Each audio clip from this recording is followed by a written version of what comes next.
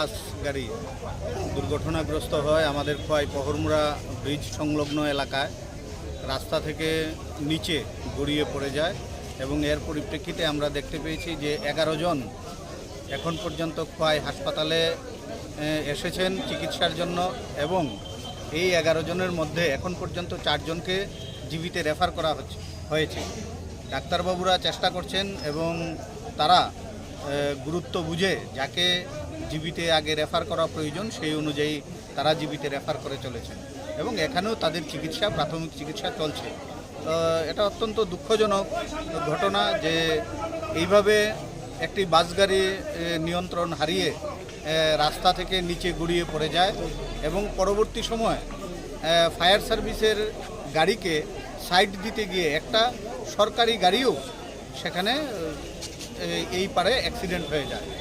এতে দুর্ঘটনাগ্রস্ত হয় দুটি গাড়ি। তো আমরা সত্যি মর্মাহত এইরকম একটা দুর্ঘটনার জন্য এবং আমরা সবার দ্রুত আরোগ্য কামনা করছি।